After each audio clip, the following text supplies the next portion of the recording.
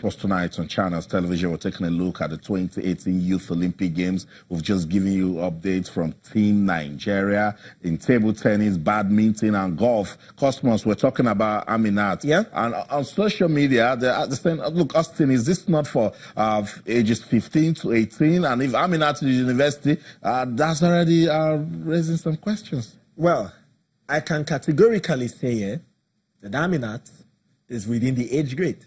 That's just it. Aminat is a young 17-year-old girl. And that is the truth. She is a young girl. And I even like it. Because and she's in the university. Beautiful. Yes. That's what we're trying to promote. Sports and education makes you a superstar. Yeah. So now she's doing all of this. Federation have their eyes fixed on her because she's a good prospect. Recently, I had the opportunity of, having to interview the president of the Badminton Federation of Nigeria, Barrister Francis Obi, and he had lots of glowing things to say about her and, of course, other people as well, and the work of the Federation in catching them young. And, the Badminton Federation of Nigeria is one of those federations that try as much as possible to catch them young. Now, as I said, it's catching them young.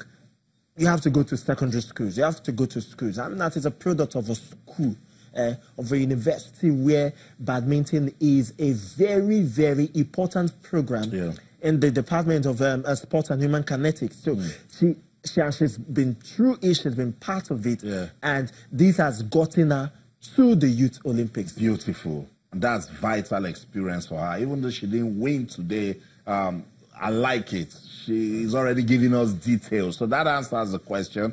Cosmos is fully involved with the Lagos State University, so he can tell you that. And I've also seen, I can tell that she's a young athlete, but we needed to clarify that at the Youth Olympic Games for athletes under the ages of 15 to 18, and that's why we're having these young athletes compete right there in Argentina. We're still trying to get Georgia up, but I want us to speak to Georgia on the show tonight. Hopefully the network will permit us to do just that. But let me let you know that Senegal, they've been officially awarded the 2022 Summer Youth Olympic Games at the IOC session. When I heard this news, Cosmos, what came to me was beautiful for Africa.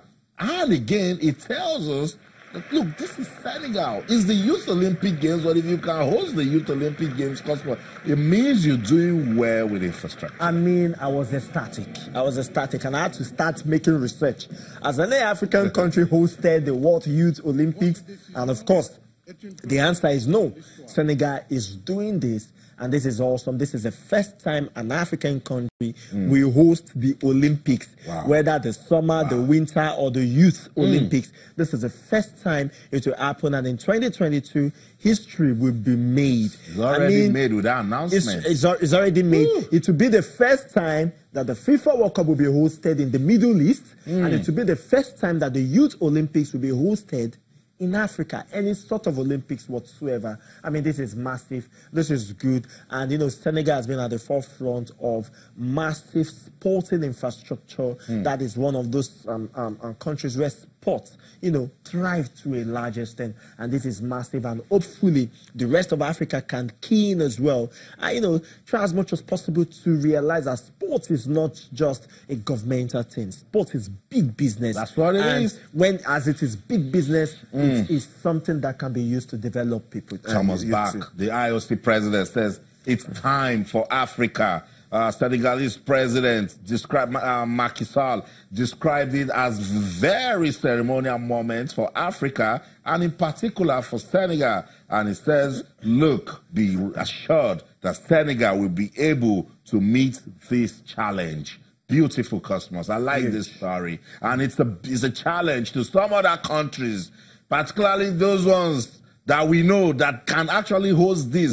Cameroon, for instance, we've been struggling getting the nod that they can host the 2019 AFCON. Exactly. Major problem is infrastructure. So for Senegal, just getting this alone, it means get to work. It's a huge infrastructure, development for them. And I'm sure that facilities will be brought up and all that. There'll be plans put in place for it and all. But then they need to afterwards maintain this infrastructure. That is a problem Yeah. of Africa. Let's go back to the first World Cup in Africa. Yeah. We're not talking FIFA World Cup.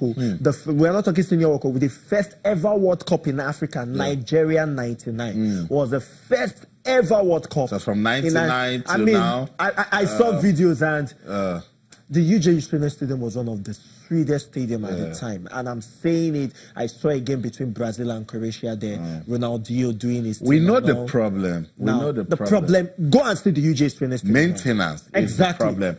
But let's not take it away from Senegal and this beautiful story that has been revealed by the IOC. The commission chaired by the IOC Vice President Ugo Edena chose Senegal ahead of Botswana, Nigeria, and Tunisia, who were also interested in becoming the first African host of any Olympic event. Nigeria was interested? Nigeria was interested. That would have been nice. It's 2022, so they were interested. And hosting the Youth Olympics is a good platform to look at yourself. But is there a framework? This is what we always come to say on TV all the time. You just said it. Yeah. So what do you go and tell them? That will make them. You're just spot on. Yeah. You just said it. It's not about infrastructure. We know Nigeria. We want to host anything in 1 month. We'll put it together. We put it together. Yeah. The issue is the framework.